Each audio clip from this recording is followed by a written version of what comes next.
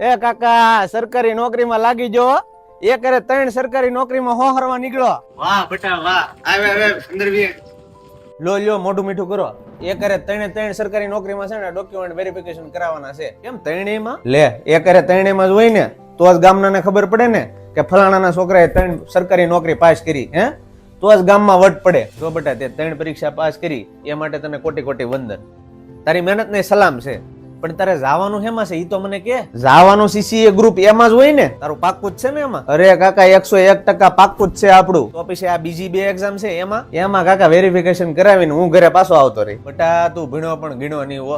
તારે ખાલી ગામમાં દેખાડો કરવા ને ઇન્સ્ટા વોટ્સઅપ માં સ્ટેટસ અને સ્ટોરીઓ મૂકવા હાટું અને ગામમાં વાહ લૂંટવા હાટું તારે 3 ડોક્યુમેન્ટ વેરિફિકેશન કરાવ નાખવું છે. જો કે તારે જવાનું તો સીસીએ માં છે તો ખોટે ખોટું શું કામ બીજી 2 નોકરીમાં તારે વેરિફિકેશન કરાવવું હે?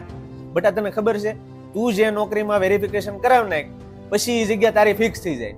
એમાં કોઈ બીજો વિદ્યાર્થી તો લાગે જ નહીં. જો તું બીજી 2 નોકરીમાં વેરિફિકેશન નહીં કરાવ ને તો ઈ બેટા ઈ 2 જગ્યા છે ને ખાલી પડશે. ત્યાં કોઈક ગરીબના દીકરા દીકરી છે ને ઘણા સમયથી તારી જેમ મહેનત કરે ને ઈ જગ્યા ઉપર લાગી જશે. તારું ઓપ્ટ આઉટ નું એક પગલું છે ને આ કોઈક બીજા 2 પરિવારના ઘરે છે ને અંજવાળું કરશે. કોકના મા બાપ તને આશીર્વાદ ને દુઆ આપશે. બેટા આશીર્વાદ છે કાકા તમારી. તો હું આજે છે ને બીજી 2 એક્ઝામ છે ને એમાંથી ઓપ્ટ આઉટ કરાવી નાખું છું. હા એમ શાબાશ. લાવ હવે હું તને મોટું મીઠું કરાવું લે.